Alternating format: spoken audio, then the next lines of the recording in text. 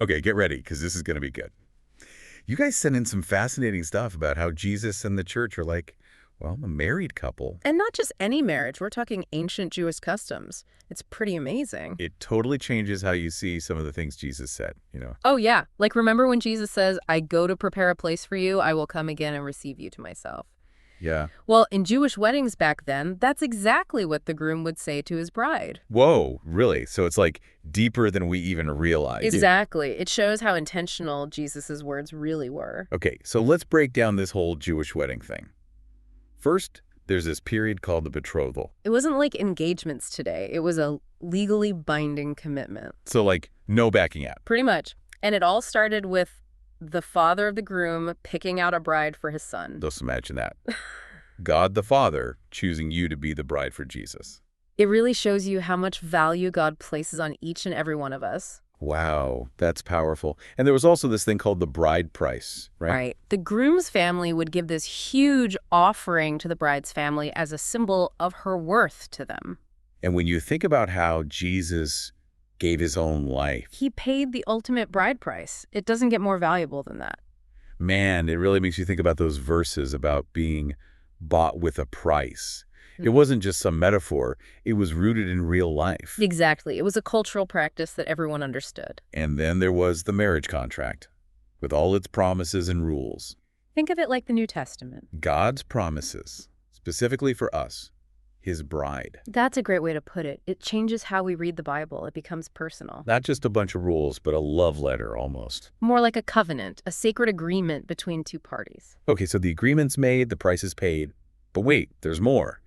There was this tradition of the cup of acceptance. Right. The bride and groom and her father all drank from it, showed they were committed. Hold on, that sounds kind of familiar. Last Supper, anyone? Boom. When Jesus shared the cup and said, "This is my blood of the covenant." He was enacting this ancient ritual. A new covenant sealed with his sacrifice. It adds so much depth, doesn't it? So much. Okay, but what happens next? Mhm. The covenant is made, but the wedding's not right away, right? Right. The groom goes back to his father's house to get everything ready for his bride. And they couldn't see each other until the wedding day. Talk about a test of patience. But at least they had, like, a chaperone or something. Absolutely. Someone trusted to go back and forth, keep them both committed and, well, pure. And help build the anticipation, right? Exactly. And in our relationship with Christ, that role belongs to. The Holy Spirit. He's the chaperone. Exactly. He guides us, reminds us of God's promises, and helps us stay connected to Jesus while we wait. It's all coming together. And remember when Jesus said, I go to prepare a place for you? Oh, yeah. We usually think of heaven. But it takes on this whole new meaning when you think about those Jewish weddings. The groom wasn't just slapping together any old shack. It had to be perfect, worthy of his bride, and meet his father's standards. Exactly. It shows how much care Jesus is putting into preparing our eternal home. Amazing. So while the groom's building, what's the bride doing? Oh, she's busy too. She's got to gather her trousseau. Trousseau. Yeah, basically everything she'll need for her new life. Clothing, household stuff, special oils, all of it. So it's like packing your bags for eternity. You could say that. It showed her commitment and readiness for the marriage. So for us as the bride of Christ, what would our spiritual trousseau be? Well, I think the source is saying it's about developing those virtues, those Christ-like qualities. Love, joy, peace, patience. Exactly. Yeah. Those are the things that make us fit companions for Christ. They're our spiritual attire. And speaking of attire, we can't forget the wedding gown. Always pure white linen. Symbolize the bride's purity and readiness. And it makes you think about how we need to be pure and ready for Christ, right? Not just outwardly, but inwardly too. It's about having a clean heart, washed by the blood of Christ. So it's not about being perfect, but about letting God's grace make us new. That's a great way to put it. It's like putting on this new garment made white by the Lamb. Beautiful. Yeah. But hold on a sec. There's one thing I don't get about these Jewish weddings. What's that? Nobody knew exactly when the groom would come back for his bride. Not even him. Right.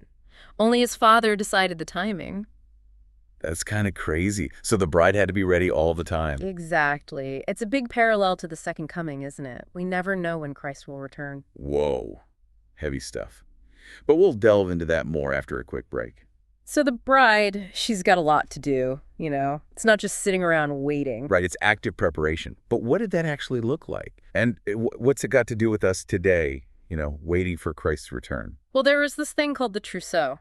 Basically everything she'd need for her new life. Clothes, household items, even perfumes and oils. Like packing your bags for eternity? But we can't take stuff to heaven, can we? It's more about the spiritual side of things, the source suggests. Like developing those virtues, those Christ-like qualities. Like love, joy, peace, all that stuff. Exactly. Those are the things that make us, well, fit to be with Christ. Our spiritual attire, you could say. Okay, I get it. And what about the wedding dress? That's got to be important. It was always pure white linen. Showed the bride's purity and readiness for the marriage. So we need to be pure and ready for Christ too, right? It's not just about outward appearances, though. A pure heart is what matters, cleansed by Christ. So not about being perfect, but letting God change us from the inside out. Right. It's like we're given this new, clean garment, washed white by the Lamb, but we have to take care of it, Keep it clean. I get the metaphor. It's an ongoing thing, this whole becoming more like Christ thing. But there's more to the preparation than clothes and stuff. Yeah. There was also training involved. Training? Like, for what? Older women would teach the bride, all about being a wife, running a household, how to love her husband well, all that. Interesting. So what's our training as the bride of Christ? Well, we have the Bible. It's like a guidebook for life. And the Holy Spirit, he guides us too. And don't forget the church, the community of believers. So we're all learning together, supporting each other, like a big spiritual school. You got it.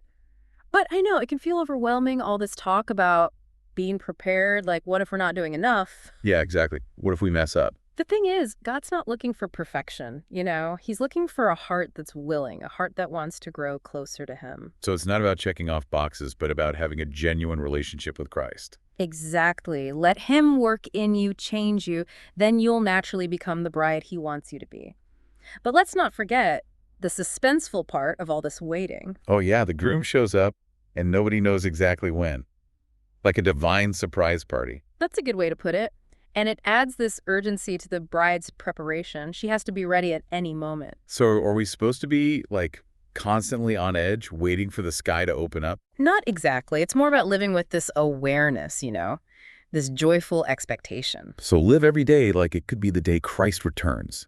Focus on what matters. Share the good news. That's the idea. Make the most of every moment. But hey, remember those parables we talked about earlier? The wise and foolish virgins? The wedding feast? Let's get into those. They're packed with meaning about being ready. Okay, the parable of the 10 virgins. 5 wise, 5 not so much. All waiting for the bridegroom. Remind me how it goes again. So there are these 10 virgins, right? Waiting for the bridegroom to arrive for the wedding. But the thing is, the wise ones, they brought extra oil for their lamps, just in case. And the foolish ones didn't. Classic mistake. Well, it happens. The bridegroom was late. It was dark by the time he got there. The foolish virgins, they were scrambling, trying to find more oil. Talk about being caught off guard. And while they were gone, the wedding procession started, and the door was shut. They missed out on the celebration. Ouch. I guess it's a parable for a reason. It's again, just calling yourself a Christian isn't enough. Yeah, we've got to have our lamps full. That oil, it symbolizes the Holy Spirit. Okay, I'm with you. So being filled with the Spirit, that's what makes us truly ready. But how do we make sure our lamps are full? That's a good question. The source talks about a few things. Spending time in prayer, worshiping God, studying the scriptures. It's like anything else, right? You want to get closer to someone, you spend time with them. That's it. And the closer we are to the Holy Spirit, the more ready we'll be for Christ's return. Makes sense. But we've been talking a lot about the bride preparing herself. But there's also that parable, the one about the wedding feast. How does that fit in? Right. In that one, this king throws this huge party for his son's wedding, sends out invitations to everyone, but when the feast is ready, tons of people just refuse to come, make excuses and all. So it's not just about being invited, it's about showing up, being ready to celebrate. You got it. And there's this deeper meaning, too. Being called doesn't mean you're automatically chosen. Oh, I see. So just because someone calls themselves a Christian, it doesn't mean they're really part of the bride, the ones who are truly connected to Christ. Exactly. The challenge to look at our hearts, are we just saying we follow Jesus, or are our lives showing it? Okay, so how do we know if we're really part of the bride? What sets us apart? The source doesn't give a list or anything, but it talks about having a heart that's truly in love with Christ. following his commands, putting him above everything else. So it's not about earning our place, Hmm. but showing that our love is real through our choices, how we live. That's it. Letting Christ change us, shape us into the bride he desires. Okay, so those people who didn't show up to the feast, Mm. I get it, they missed out big time. But how does that connect to, us today? It's about more than just saying you believe, right? Yeah. Your actions have to line up with your words. So it's not enough to just call yourself a Christian, got to actually live like it. Yeah, you got to really want to be at that feast. And that means living a life that's pleasing to the king, preparing yourself. Right, like we were talking about before, the whole bride getting ready. It all ties together. Exactly. But let's go back to those 10 virgins for a sec. 5 were wise, 5 weren't. Right, the wise ones brought extra oil, the others didn't. Why was that oil so important again? Well, think about it. Those lamps, they needed oil to burn, right? To give off light. Okay, yeah. And the source says that oil represents the Holy Spirit. He's the fuel, the power we need to really shine, to live out our faith. So we need to be filled with the Holy Spirit to be ready for Christ's return. That's a good way to put it. But how do we actually do that? Fill our lamps, so to speak. Yeah, how do we make sure we're not running on empty when the bridegroom comes? The source says that spending time in prayer, immersing ourselves in worship, that's how we open ourselves up to the Holy Spirit. And of course, diving deep into the scriptures. Right, the more we connect with God, the more we're filled with His Spirit. And that's what prepares us, really prepares us for when Christ returns. Okay, so we've got this whole picture of the bride and the wedding feast and being ready. It's a lot to take in, but it's beautiful too. It is beautiful. It's a love story, really. God choosing us, Jesus giving everything for us. And us, we're preparing for the ultimate celebration, the wedding supper of the Lamb. That's a great way to put it. And it's not just about the future, This whole idea of being the bride of Christ, it should change how we live today. So, what are some things people can do, starting right now, to be more like that prepared bride? Well, start with spending time with God, reading the Bible, praying, really getting to know him, Dieter. And I guess examine our hearts, make sure our actions are matching up with our beliefs. Absolutely. It's a process, this whole becoming more like Christ thing. But it's the most important journey we could ever be on. I love that. It's like an adventure. Yeah. And we're all invited to be a part of it. Well, folks, this has been an amazing deep dive. I hope you're all feeling inspired to go out there and be the best bride you can be. Me too.